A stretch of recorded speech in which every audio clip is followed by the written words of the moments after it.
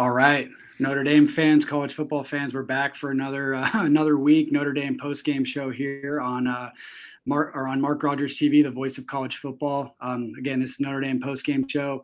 I have my good friend Ben Belden on the line to assist me today. After I don't know if it was a thrilling win of sorts, but it was maybe a little bit better play out of Notre Dame today, at least from a comfort at the end standpoint. Covered the spread, which seems pretty rare at this point for them.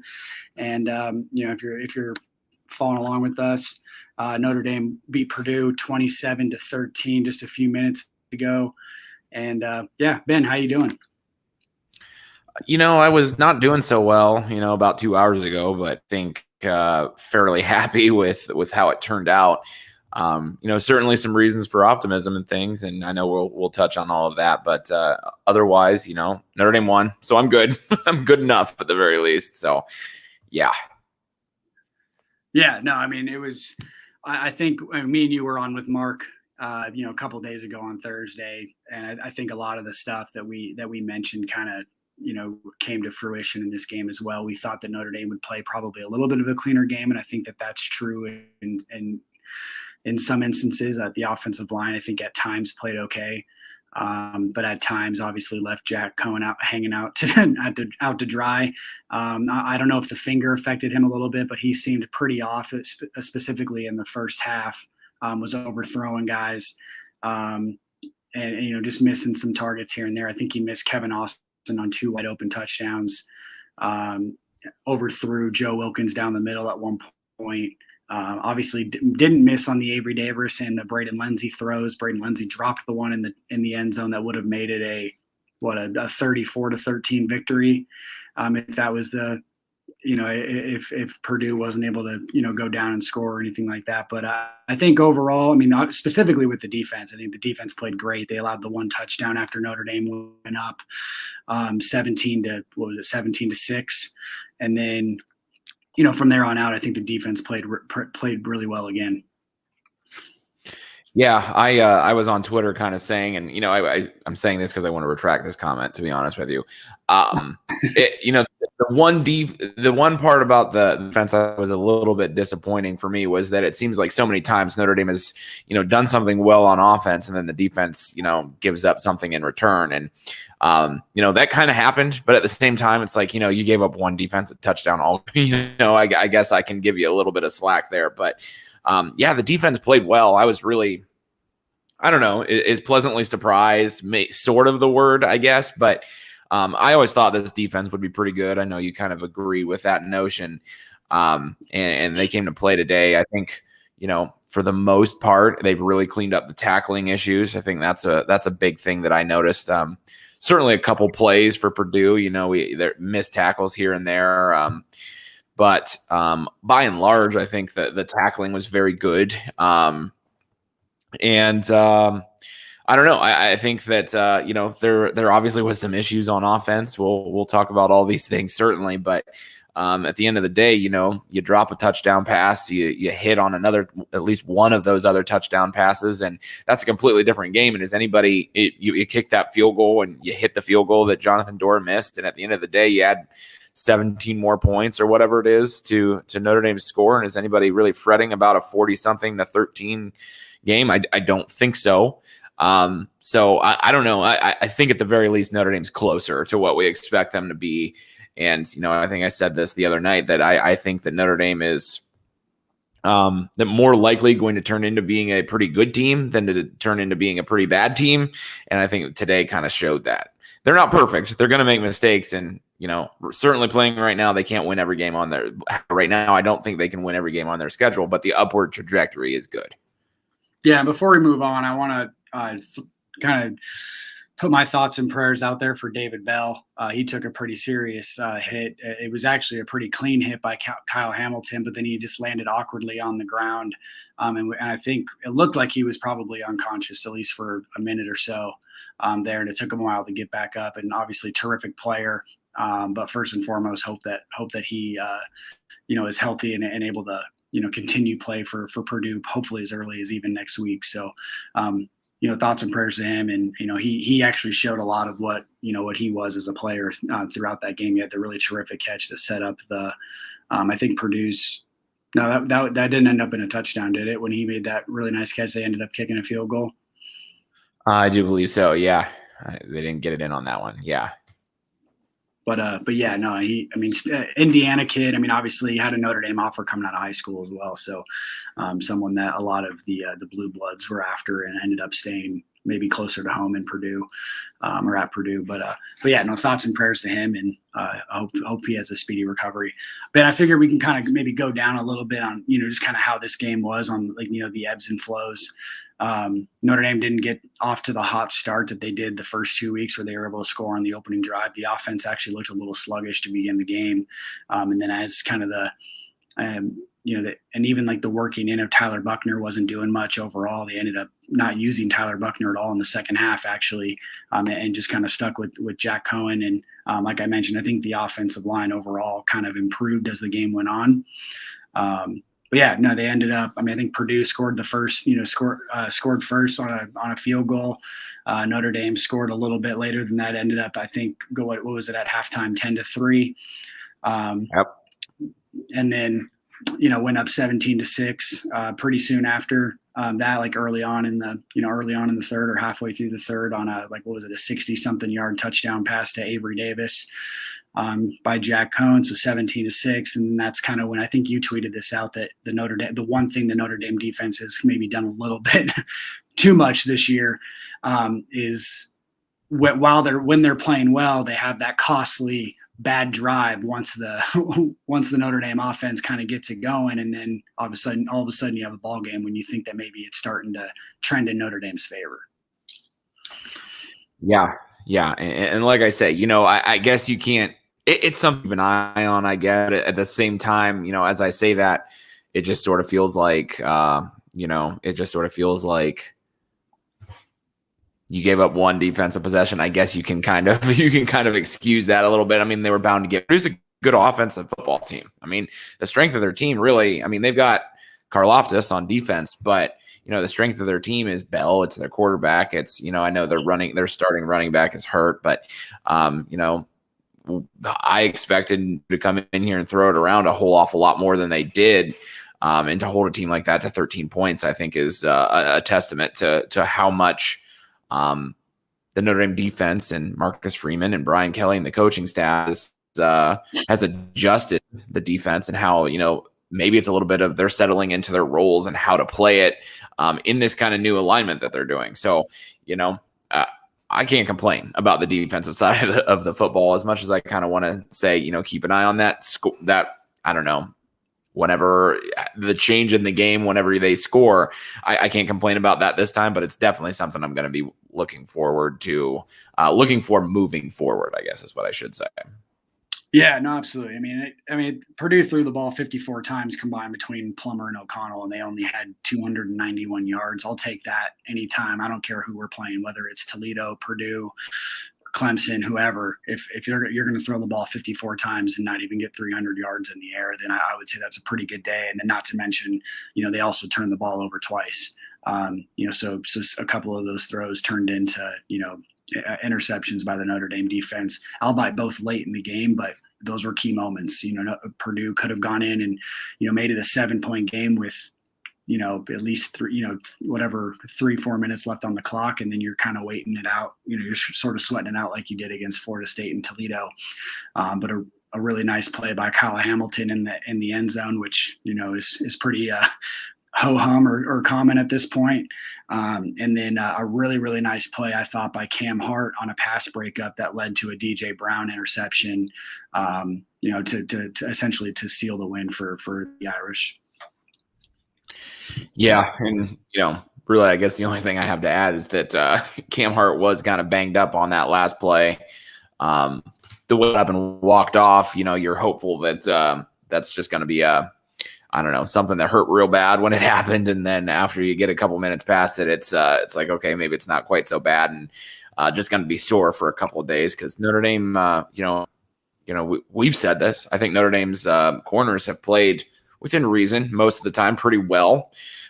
Cam Hart included, obviously. And so, but they're also sort of thin at that position. I mean, I think they've played a total of 3 guys, really, if 4, if you kind of count Ramon Henderson here and there, getting in at the nickel spot. You've got really, those 2 that start between Cam Hart and Clarence Lewis. You got Tariq Bracy, and then you don't have a whole lot after that. Like I say, Ramon Henderson has gotten in there a little bit, but great play by Cam Hart on that last play to kind of seal it. And then obviously, Kyle Hamilton at a big point. Kyle Hamilton makes the big plays whenever he has to, and whenever he needs him to, it seems. So always good things, when you see that type of stuff.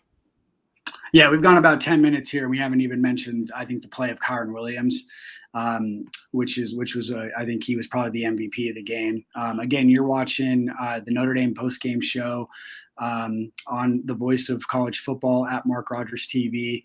Notre Dame 27, Purdue 13. I have Ben Belden on the line from the Under the Dome podcast. My name is Nathan. I'm the host of this show on a weekly basis, and you can find me also on the Golden Homers podcast. But Ben, the play of Kyren Williams, I mean, I think the first touchdown obviously was on like a 4th and 3 play where Cone actually, I think that was maybe Cone's best ball of the day overall, where he was able to sneak it between 2 defenders, and then there was just nobody there, and Kyren Williams took it to the house. And then pretty much to seal the win, in certain respects of the game, he probably broke 3 or 4 tackles around like after only picking up 3 or 4 yards. It looked like it was going to be a nice, maybe like 5 or 6 chunk play. And then he kind of breaks it free. Looks like he's going to get caught from behind.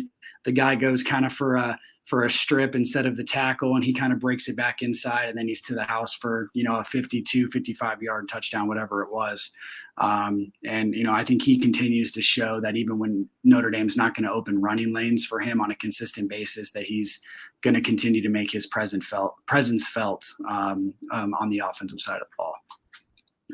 Yeah, I mean, I think the biggest thing about Kyren Williams, and you can say this about all 3 games at this point, not typical in terms of what you expect or want to see from Kyren Williams. Not that it's his fault, but he's finding other ways to impact the game. I mean, Florida State took that screen pass 60-some yards to set up a score. Obviously scored first today in the passing game. Scored against Toledo, or unless I'm mistaken. Regardless, it makes an impact on the game, regardless of if he has the running lanes or not. And that's what you expect from a guy that's, one of your best players, a team captain, one of your dudes. That's awesome to see, because, Notre Dame needed a little bit of that. They need somebody to come in and just make a play once in a while when there's nothing there. And Kyren Williams has provided that, on that touchdown run specifically. That was that throw and catch that was Notre Dame's first touchdown of the game from Cone to Kyren Williams. I mean, that's an underrated play. Cone fits that through, a real tight window, and Kyren Williams, who's a running back, makes the catch and then has the presence of mind, obviously, to keep his composure, stay up, go for a touchdown after that. So, par for the course for Kyren Williams, and I hope Notre Dame fans don't take for granted what they have in him, I guess is how I'll wrap that thought. Yeah, and it's I was thinking about this right when that first touchdown happened to Kyren Williams, and they kind of showed the aerial shot view of what the Notre Dame's offense was doing there, and I think he was the only guy that was going to be able to make a play there, and then it turns in from a 4th and 3 to not only a conversion but also a touchdown. So I don't even think it was a great design play. I thought it was more of just a really good job by Cone and Kyren on that one. We had a question here earlier in the broadcast by Joseph Bush. Did Mayer have a catch? I think he only ended up with 1 catch for 5 yards. And after we were talking about how Cone was only going to target him, it looks like Notre Dame almost sort of used him as a decoy today of sorts. And they mentioned it on the broadcast a few times where, Purdue put one of their best linebacker defenders against him. And I think he did a pretty good job, but he also opened up the offense for others. Like we mentioned, I mean, obviously Kevin Austin didn't record a catch today, but he was open several times and had some opportunities. He also had a few drops here and there. Avery Davis had an outstanding game. I think he went 5 for 105 and a touchdown, including the 60-yard bomb.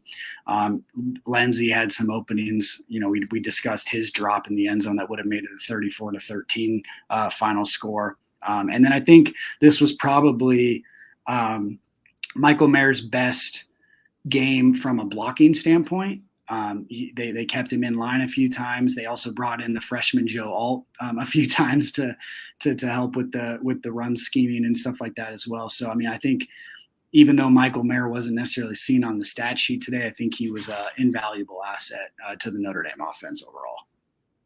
Yeah, to just, to your point about Michael Mayer, I think even the broadcast said that when they went back and showed the replay, Michael Mayer hasn't had a big day today, because, I mean, undoubtedly Purdue spent their week scheming around a guy that Jack Cohn targets, almost exclusively before anybody else, I guess, kind of. But he drug his defender completely out of the play and kind of helped set up that Avery Davis, that touchdown catch. So, and that's the sign of a good offense, that you just take what the defense gives you. And if they take away your best player, you find other ways to score. And like I say, you can gripe about the offense all you want. And some of those gripes are valid, but they had the opportunity to put 40-some points on the board. And then you expect most of those players that just didn't come through in some of those situations. Braden Lindsey's going to catch that ball 9 times out of 10. I feel like 8 times out of 10 it was the worst. I think most of the time, I mean, Jack got throwing those deeper balls as the game went on. I do wonder how much the middle finger was hampering him at the beginning. But you expect him to hit on. I wanted to give him the middle finger. Yeah. And I sort of understand these questions about Jack Cohn. I mean, as my girlfriend can vouch for, right there before halftime, I'm screaming, "Get this guy out of the game. He can't hit the pass. He's just not accurate." I tweeted, "Get him out of the game." Like, if he's not going to be accurate today, that's fine. He doesn't have to be benched for the rest of the year, but like, go to the bullpen, as I said on Twitter. And then he came to his credit, and I always want to make sure I say this. Like, I'm not rooting against Jack Cohn. If he goes out and throws a touchdown pass, I'm happier than just about any other Notre Dame fan. And he did that, and he played very well throughout the second half. So it's almost kind of weird how he was not very accurate in the first half, left some throws out there. And then, that throw to Lindsey that he dropped was right on the money. And obviously he hit Avery Davis. And so, and then you don't have to play Tyler Buckner in the second half, and that's fine too. So give a lot of credit, Jack Cohn, for being resilient and, not letting a poor first half really deter the game, because, we needed all that we could get from him in the second half. And, it obviously ends up in you move on, you regroup, and hopefully we don't have the lull to start the game next week. Let's just put it that way. Yeah, no, absolutely. And I guess to your point that you made, and I saw that tweet that you are mentioning in terms of getting Jack Cohn out of there. It's sort of like a pitcher in baseball, a relief guy that has a bad day, whatever it is. It doesn't mean you're not going to go back to him. And I thought that was a decent analogy. And to your point about his dislocated finger, I mean, if that really was a cause for some of the missed throws, then maybe it's just maybe you sit him. I mean, it doesn't mean that he's out for the season. It's not a season-ending injury, but if Buckner, at least in that first half, could have given you a better opportunity to score, and Cohn just didn't have it. Buckner showed against at least Toledo that he can come in and lead touchdown drives and long drives and compete at this level. So I thought it was interesting that they didn't go to him in the second half at all. Especially when there were some times where it felt like he could, kind of get the chains rolling or whatever. But at the same time, and I think me and you agree on this, every time Buckner came in, they pretty much ran the football and they became very one-dimensional. And I think Purdue was ready for that. And, you look at Buckner's film or high school film, and you look at, just the athleticism and what he did last week when he did throw the 1 touchdown pass to Chris Tyree off platform. That I don't think that you have to only run the football when Buckner gets in, and it's only going to make your offense more dynamic, more versatile. That when he's in the game, he's going to be able to throw the football as well, and you're going to have to account for that. Yeah, I totally don't understand the Buckner thing today. I mean, against Toledo, it was kind of a novelty a little bit. Toledo didn't have that run pass option, really on film the way Buckner runs it. Certainly Purdue did. They were ready for it. But what I don't get is why their coaching staff, at least today, was so averse to just letting Buckner take a snap and just run either a regular run play or a play action play where he's on the move, or just a straight drop back. Like, what are they so worried about? I don't know. I mean, are you really telling me that Jack Cohn all the time is getting through his progressions in a way that, you're not worried about Jack Cohn in straight drop back passes? I don't think that I believe that. So I don't know. At some point, it would just be nice to see Buckner be the guy that heaves one, because I think, like we've said, like you just said, watch his high school film. He throws the deep ball pretty well. I mean, and if you're throwing a deep ball like that, as long as you're not throwing it into triple coverage, low risk, high rewards, maybe with a healthy throwing hand, Buckner completes that pass to Kevin Austin right there before the half. I don't know. So that part has me a little bit confused, a little frustrated even. I was real frustrated. Like I say, like my girlfriend can vouch before the half, because it's like, man, like I just put Buckner back there and let him throw the ball a couple of times. I don't know, because at the very least, he's unsure he's going to Ian Book it, tuck it and run and get 3 or 4 yards. I don't know. So, but like I've already mentioned, credit to Jack Cohn for figuring it out, and it worked out that they didn't have to do that. And I don't have a problem with Buckner not playing in the second half necessarily. I don't know. I'm confused still about the whole situation is the best way to say it, but I don't know. I'm not a Notre Dame football coach. I would have thought that just based off of how the game flow was going in the first half, that you were going to see more of Buckner in the second half. If you would have put a gun to my head, I would have said Buckner probably plays more snaps than Cohn in the second half, possibly. And instead he played 0. So that definitely surprised me. I thought Notre Dame really needed to get it going. Just in general, I mean, like Cohen looked, I think, even more like a statue at times today than he did even against Toledo. He didn't really, I mean, I think in the second half, I'll give him credit. I think in the second half, he did make a few plays in the pocket. I think there was the one where Notre Dame actually ended up kicking a field goal. And Joe Wilkins was in like the back right of the end zone. And last week, Cohn probably gets strip sack right there. And he kind of was able to tuck the ball in, had the awareness in the pocket, to keep that play alive. And the only difference there is Buckner might take off and run and pick up a first down. Ian Book in years past maybe does the same thing. And instead it's an incomplete pass and ends up being a field goal versus a touchdown possibly. But I thought that was a good play. He picked up 4 yards, like on a 1st and 15, where I was like, okay, if there were times in the first 2 games where I thought he could have done that maybe a little bit more often, because I still vouch that when he actually gets in space, he's not the worst runner. It's inside the pocket that he really is that Nick Foles-esque statue of sorts. But when he actually gets going and he has a chance to, in space, I mean, I don't think he's the worst runner in the world or anything like that. Yeah, I agree with you. I mean, I won't say a whole ton about it, but it's like the kid's a college athlete. It's not like I don't know. I don't know what the comparison is, but yeah, he's probably better than a lot of people give him credit for. It's just he just doesn't want to do it. He'd rather stand there and let it rip as opposed to the other one. And he's got to find that balance a little bit. He's got to move a little bit more, and it's a willingness, not a inability, I think. But I guess we don't know because we haven't seen it very often, except for the one play today. Right. No, absolutely. On the screen here, looks like we got Andrew McGriddles. Great last name, by the way. If that actually is the is the last name, but Right. I'm You not never sure. quite know.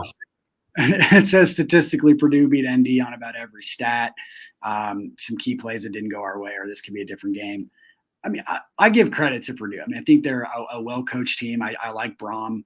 I like the combo of Plummer and O'Connell. Obviously, they're missing their top running back, and hopefully David Bell is not going to be out too long. I don't think we have a full update on that just yet.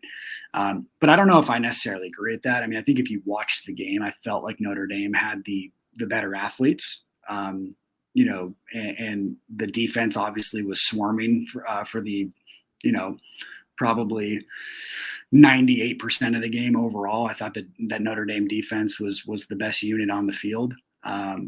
So I don't think there was at any point where I was in my head, I thought Purdue was the better team today. Yeah. And to your point, I was actually just looking on Twitter to see if there is an update about David Bell and Boiler Football, their verified account. And I just, of course, lost it as I was talking. As he's up walking and with his teammates after receiving evaluation from medical personnel. So seems like certainly he's injured, but long term, it seems like he's okay and be okay. And so that's good. We don't, we obviously, I don't know. I felt real bad about that. And you could even see the camera go to Kyle Hamilton, who, it was an awkward play all in all, but you could sort of see the concern on his face too. So got to feel good about David Bell and hopefully his long-term health. And, we hope to see him back on the field for Purdue as soon as possible. So just, and I think, right. No, absolutely. And I think that kind of hit, you almost even feel worse for the kid because it seemed very just like a normal football play. I mean, yeah, there was the forearm to the back that probably had a little bit of a whiplash action to it when he kind of hit the ground. But, there was no, I mean, I don't even think they were viewed for targeting. I mean, that's how clean of a hit it was overall. And yeah, no, it's just one of those football plays that, the kind of like those non-contact ACL injuries where the kid, someone makes like a little move and then, boom, they're out for the season. Those are the ones I almost feel worse for some of these guys. So yeah, again, I mean, obviously if you guys didn't watch the game, Purdue's best receiver, David Bell, left the game. I think it was like midway through the fourth quarter or so, with what we probably assumed to be a concussion of sorts. Looked like he might have been unconscious on the field for a little bit, but was able to kind of at least get to was able to get up, get onto the cart under his own power, and hope for the best for him. And certainly there are, since we've been talking about this, I was actually looking at the comment that you just put on the screen there. I don't know, I think there's a lot of people that apparently want targeting, I guess. I don't know how not targeting that could, I mean, literally Kyle Hamilton moved his head out of the way so that he did not use his head. No, I don't know. There are some people that are mad in the comments. Let's just put it that way. Also, real quickly, since we're talking about comments, we were talking about like the statistics for between the two teams today. I mean, statistics were pretty, I don't know, like yards. Purdue actually had 5 more yards, possessed the ball for almost 9 more minutes of time. And this is the point that I want to make. Would you have, before this game started, and I'm just asking this question, but would you have thought that Notre Dame was going to outrush Purdue by like 2-1? Probably only because I didn't think Purdue's running game was that great anyway, and they were losing their number one guy. And I thought Notre Dame would at least be able to get some holes for a few holes here and there. And Kyron Williams or Chris Tyree might break a long one or something like that. So it wouldn't have surprised me. I wouldn't have said 100%. I mean, I think Notre Dame still only rushed for 3.5 yards a carry, which isn't going to cut it against the schedule coming up. But no, I mean, overall, I mean, I really did feel like Purdue was going to have to throw the ball 50 plus times. to have a chance. And that's exactly what they ended up doing. And Notre Dame was able to hold them to 291 yards through the air on 54 pass attempts overall. So it didn't really worry me that much. I thought this was actually probably Notre Dame's best rushing performance. They weren't really getting stuffed for, negative yards on almost every other play, it seems. I mean, I thought they were picking up 3-4 chunk yards every time. Which was at least good to see because you're putting your team in third and manageable overall. But then it kind of goes back to the whole Buckner situation. I mean, if Buckner probably would have added a little bit more to the rushing attack if he played, for any portion of the second half. But yeah, with this rule thing, and I know you probably want to talk about the rushing attack as well, real quick. But the one thing that I disagree here with William Wade is you have to perform each of the three, from my understanding, for it to be targeting, especially if it's not head to helmet or crown of the helmet. And just because a guy, quote unquote, launches himself, if people tackle while in the air on a probably play-by-play basis. So, I mean, if that's what targeting is, then every play is targeting. So I think I texted some Notre Dame buddies right after the play happened. I was like, that was a very vicious hit, but it was also a very normal football hit. And that's just kind of what you sign up for. And again, we wish the best to David Bell in general, but it by no means was a hit that should have anybody up in arms, in my opinion. Yeah, I mean, if he doesn't have to kind of spin around and try to catch the ball there, I mean, he probably just gets hit right in the shoulder pad, and there's nothing wrong with it. He's not even injured, but because he had to contort himself and is extended to the way he was, obviously it's a I don't know, it's a worse hit. But what I actually wanted to sort of, as we were talking about the run games of the two teams, one thing that I just really wanted to mention. I know we talked about Notre Dame's defense already, but I've got to, Myron Tagovailoa played, would you call that his best game at Notre Dame? I mean, I can't think of one. He's really excelling in this new kind of defensive end type of role, in my opinion. It's not really something that whenever, I heard about what Notre Dame was going to do with him and where it was going to line up, as opposed to, where he lined up for most of last year, that I thought, man, I don't know that I see him as a defensive end, but I don't know. So far, so good, in my opinion. I don't know. When you look for bright spots on this Notre Dame team and this Notre Dame defense, especially, him, JD Bertrand, Kyle Hamilton, you knew was going to be really good. Those guys really jumped off the page to me today. And I just sort of wanted to get your reaction on that. Yeah. I mean, I don't know if off the top of my head, I don't know if I could say it was his best game overall, but it was certainly one of his best games. I mean, he finished with 1.5 tackles for loss, a half of a sack, 2 QB hurries on top of that. I know he had a strip sack last game to kind of, to seal the deal against Toledo. And I thought he obviously was pretty destructive as a 3 technique in Clark Lee's defense as well.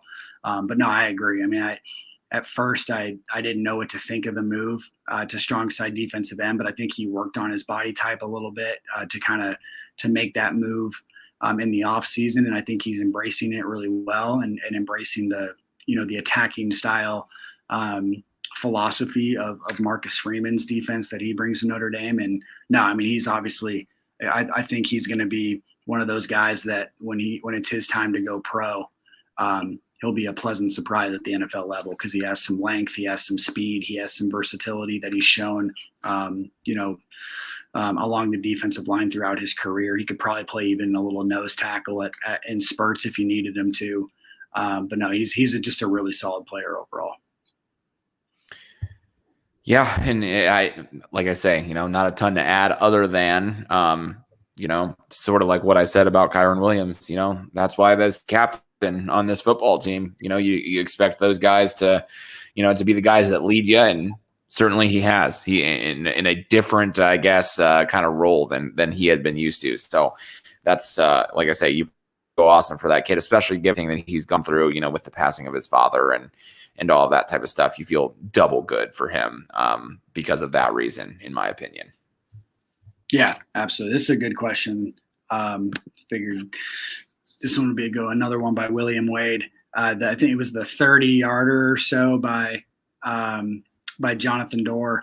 Really interesting. I mean, this is a kid that kind of finished the season off shaky last year, but overall in his Notre Dame career has been a really good field goal kicker. Has played great so far this season overall. Had that weird 46-yarder that miss from earlier today, or 48-yarder that he just kind of, I don't even know what I would call it. He hit it off pretty poorly. And then obviously, I don't know if he was maybe trying to correct himself a little bit on the 30-yarder, but narrowly made it in. I think live, I thought he missed it when they showed the replay. I don't know. I couldn't tell you. I'm not the one right in the goalpost to say it's good or not, but I think that those guys get that right more often than not. Yeah, as I understand the rule, like if the ball goes over top of the goalpost, like if even like a fraction of the ball is in the airspace over top of the goalpost, it counts as good. As I understand the rule. Now, like I say, I could be kind of wrong, but that seemed to also be what the announcers for NBC were saying, that since it went over top of the goalpost, it's in. Which I don't know. I mean, I don't know if that's that's the interpretation of the rule. Now, you can argue about the rule, I guess, because if that ball is 5 feet down, it probably hits the goalpost and it's not a made field goal. But I think it was called correctly. I don't know if, like I said, you can argue about that rule all you want. But yeah, I don't know. I certainly hope that whatever the yips that Jonathan Dorr has right now, he gets those figured out. Yeah, that first one looked like duck hook golf swings, but I don't know. Hopefully with hopefully with a little bit of repetition and things, he gets that line back up. I mean, I don't know. Yeah. Again, guys, you're watching the Notre Dame postgame show. At the Voice of College Football, Mark Rogers TV. I'm with Ben Belden. You can find him at at Under the Dome podcast. You can find me. I'll be here every week after every game, outside of maybe the Georgia Tech game, since I'll be in attendance for that one. But every other game, pretty much, I'll be here for you guys post game to cover Notre Dame here at the Voice of College Football. You can find me at the Golden Homers podcast. Myself and another good Notre Dame follow, Mason Plummer, handle those responsibilities on a weekly basis. Looks like we're wrapping up on a lot of these 12:30 games. Ben, I saw Bama just squeaked it out against Florida. Wasn't necessarily expecting that one, but it looks like I thought at least in that first quarter, Bama was probably gonna take that one and roll with it and win by pretty easily. It looks like Florida made that a pretty good game, and we might start getting some guys here after watching that one. Yeah, and I don't know if you knew this or not, but Clemson and Georgia Tech is in the third quarter now, but because they had a pretty lengthy weather delay down there in South Carolina, and Clemson is only winning that game 7-3 with 12 minutes left in the third. So it's interesting, and maybe I can not Notre Dame related, but maybe I can get your opinion on this real quick. What do you make of some of these top teams, all of the top ranked teams struggling throughout college football in different capacities, certainly, but where you up? Because I have no idea, genuinely. I think that's sort of been, and maybe this is like, the Notre Dame homer in every Notre Dame fan, and same with every other fan base. You're always going to kind of have, hopefully at least think a little bit more positive overall. But it's kind of been my reasoning for saying, well, where's Notre Dame going to drop?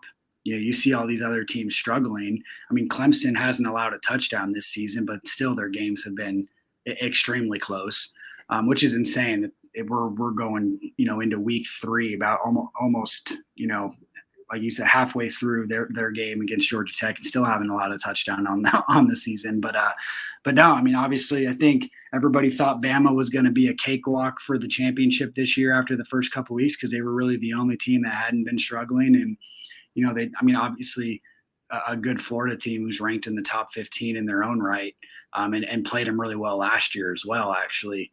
But that was their first game where they played like a top-notch opponent. I think Miami is kind of showing right now that they're pretty overrated overall. So you can kind of throw that one out the window if you were watching that one in terms of Bama stomping them. But then you see Oklahoma struggle with Nebraska today. At times, they're a team that is, I think, figuring it out offensively and defensively as well. Cincinnati for the longest time was losing to Indiana, who got stomped by Iowa, early on in I think week 1 in the season, and they ended up, winning that by double digits. Notre Dame we'll see them here in a couple weeks. So we'll definitely preview that at some point. But yeah, no, I mean, I think it really goes back to like what I just said earlier. Just it's kind of my reasoning for saying, well, what's the reason for dropping Notre Dame overall when everybody else is sort of having the same issues? Yeah, I gotta agree with everything you said. I think I have no idea who said this on Twitter, just somebody that I follow, but somebody made a great point today that, isn't Oklahoma, like, it feels like Oklahoma is like Notre Dame 2.0 in terms of, it seems like they always are playing down to opponents, squeaking by, whoever the heck they played week 1 and not looking very good for most of the games Nebraska today. And they have a Heisman contender allegedly at quarterback, and but you don't see people really. What's that? We're saying probably not anymore, at least not through 3 years. Yeah, right.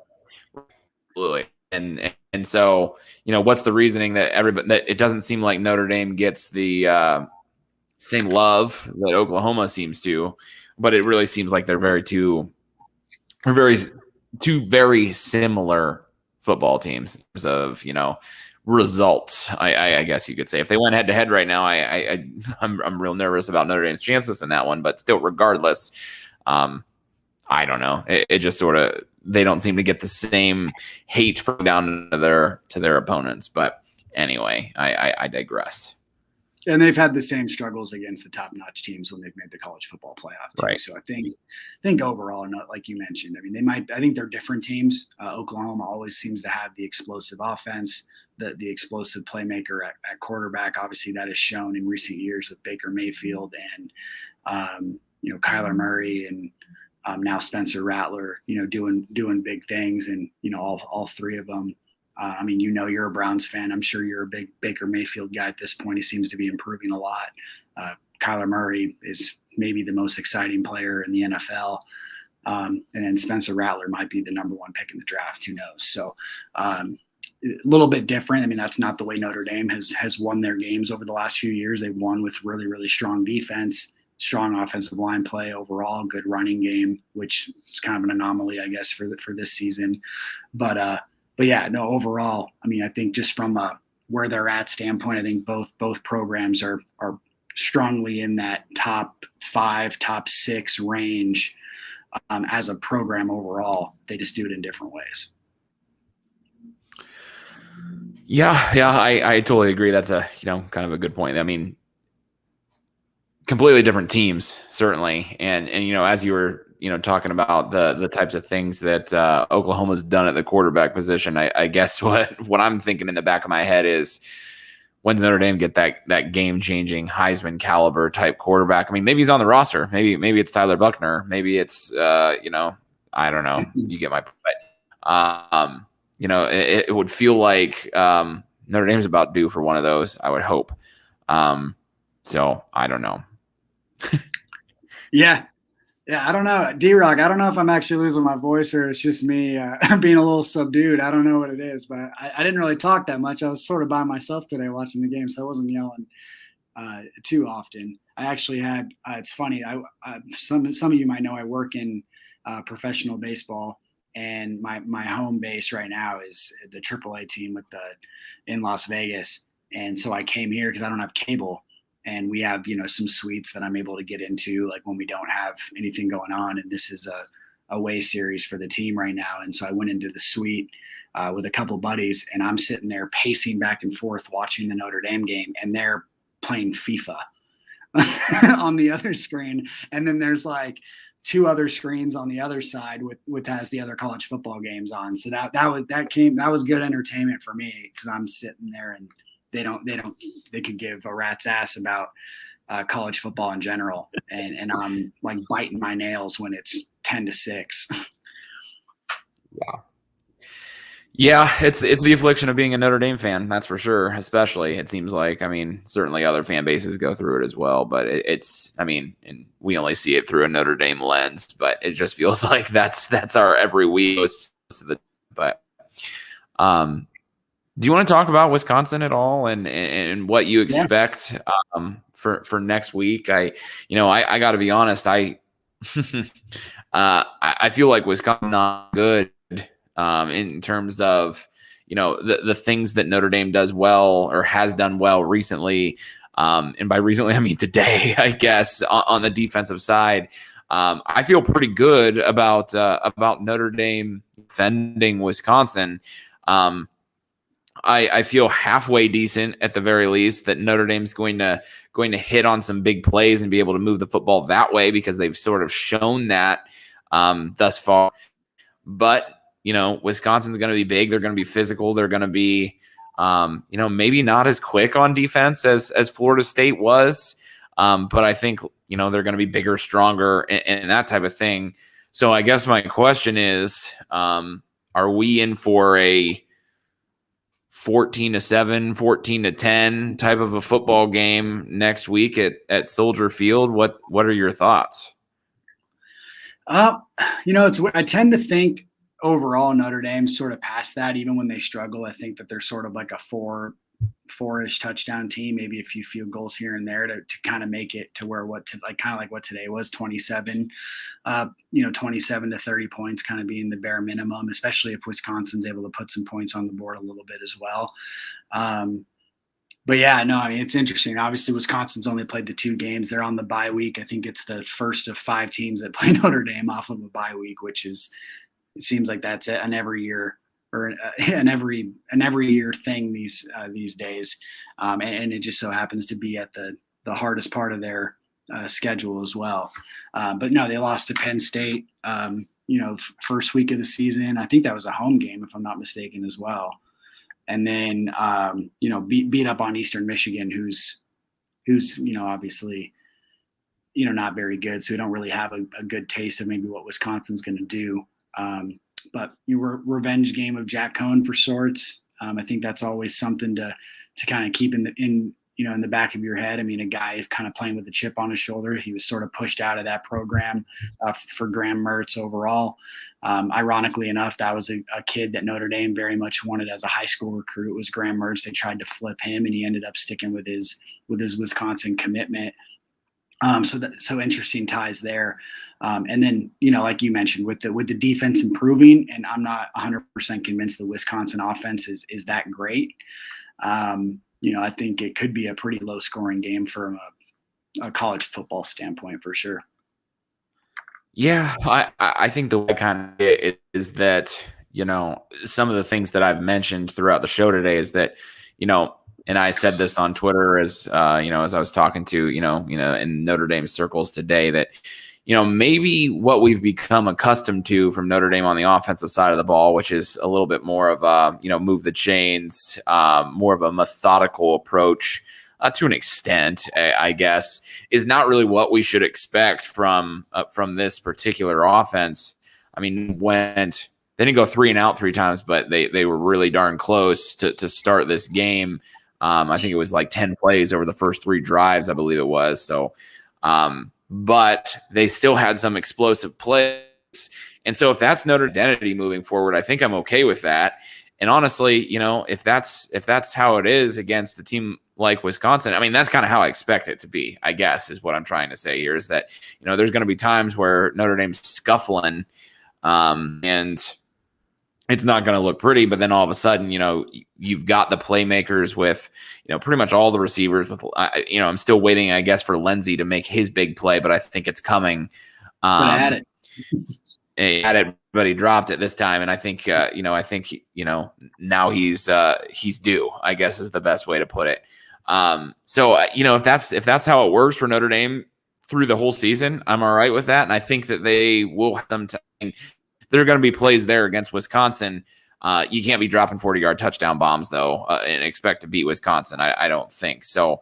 It'll be interesting to see how that stacks up. But, I think that Notre Dame's going to, I feel like Purdue is maybe even a better offensive team than I expect Wisconsin to be. I mean, they're different teams, especially with, Purdue's rushing attack being hampered by, not having their top running back. But I don't know. So it'll be an interesting game. Again, a Shamrock Series game that always adds an extra layer of intrigue to it, playing at a neutral fields and all of it. So I'm excited for it. I think it's an opportunity, I guess, for Notre Dame to hopefully ease and silence some of the doubters, I guess.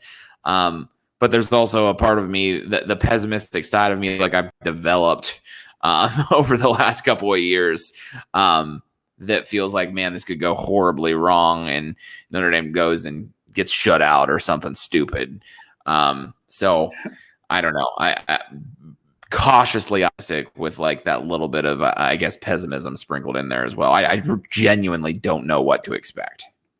And going off what you said just about the explosive plays in general, it's crazy because this offense feels like it's like just that far away from just being really, really dynamic. And it's way different than what they've done in the past. And that's I think the issue that's bothering Notre Dame fans right now is, yes, the running game's not there yet, mostly because the offensive line's just not as good as it has been in the past, and probably weak, to be completely honest.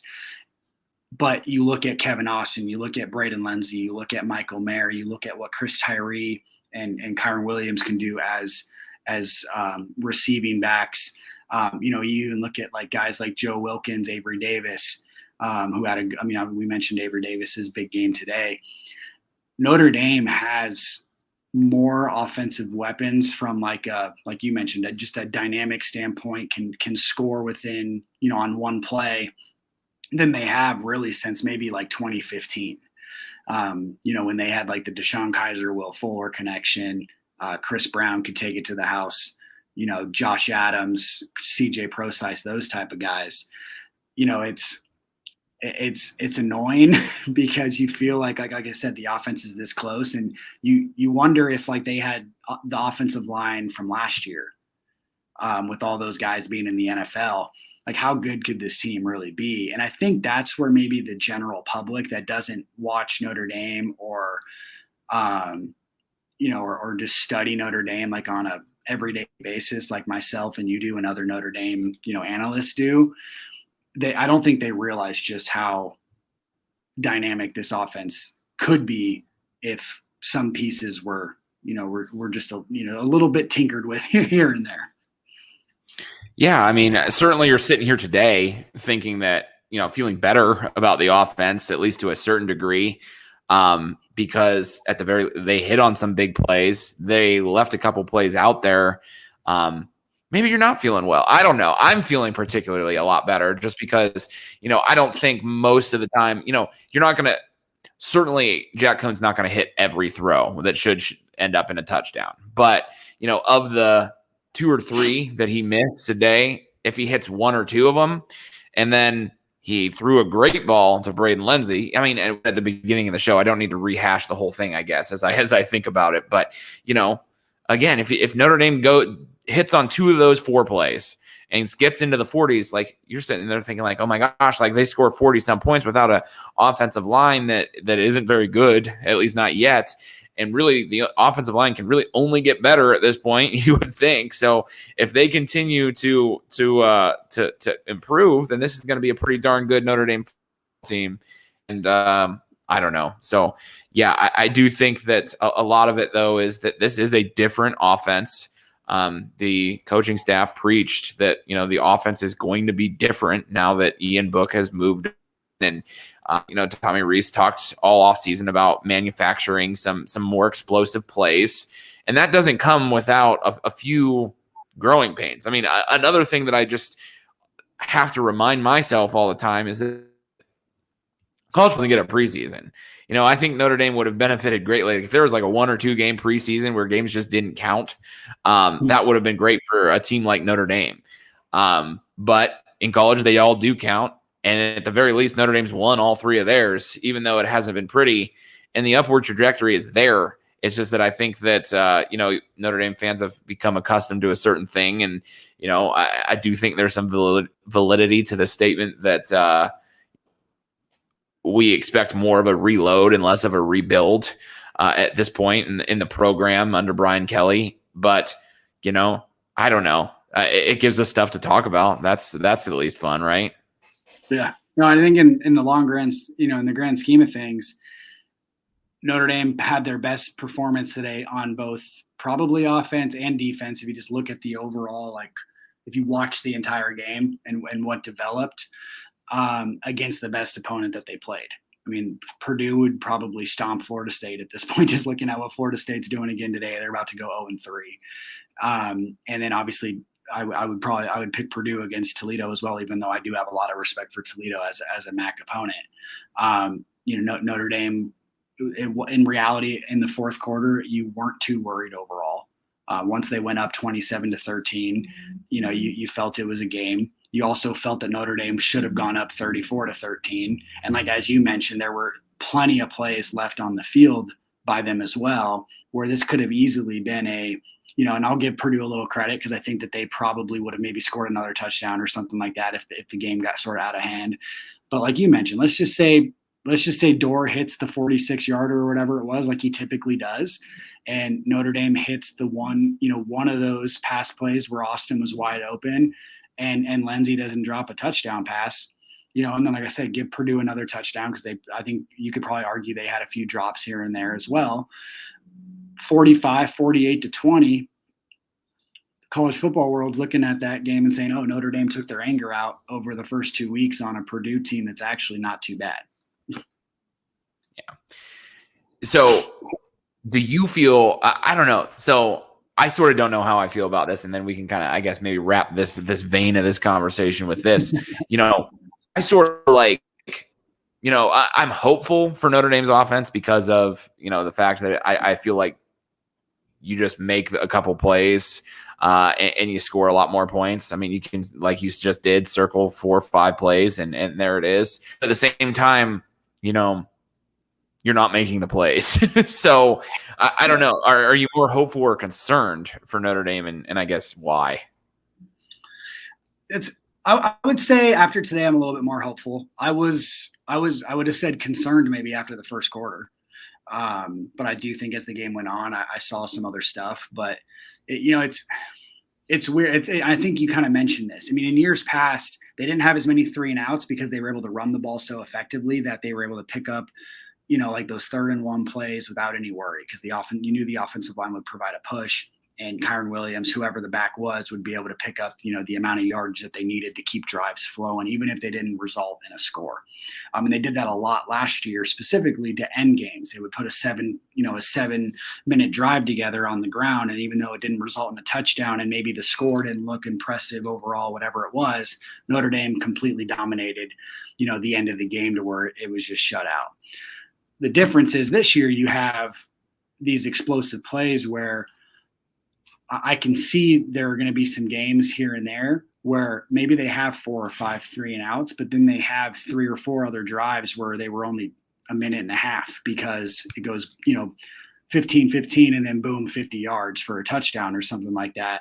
And I think you're going to get more of that this season. So I'm hopeful in that aspect because I think me and you specifically have seen that kind of I think we realize the differences in the offense, and we've seen what this offense can do if they can get it all going.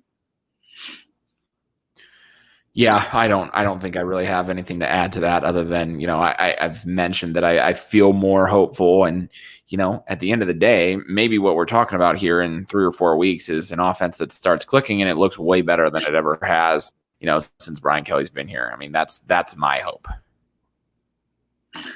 We're getting some fan comments here about the the Florida Bama game, and then a couple Georgia Florida fans are going at it here in the chats, which is I think we're getting some of those stragglers from some of those games. And no, it should be an SEC will be a little interesting this year. I mean, obviously Bama is probably still the cream of the crop, narrowly squeaked by Florida, but could see the Florida Georgia game this year should be fun to watch. I'm assuming they play right. I think they're on the same division of that conference, right?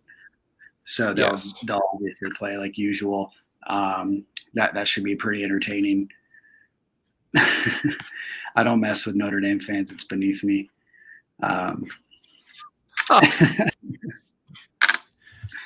Whatever. But we'll take our graduate quarterback. We've gone about an hour here. I think we've had a consistent, 15 or so people on it at one time, and had some good comments and stuff. But again, you're listening to the Notre Dame postgame show at the Voice of College Football. You'll see me here every week. I'm sure Ben will be happy to come on, from time to time, maybe even be a fair regular here on the show. But no, guys, we previewed a little Wisconsin for you, but we might be back here with Mark later this week, and then of course we'll have everything for you post game against Wisconsin at Soldier Field. Earlier start, 12 p.m., 9 a.m. So on the West Coast, and then 12 p.m. Eastern. So Ben, thanks for joining, and we'll see you guys next week.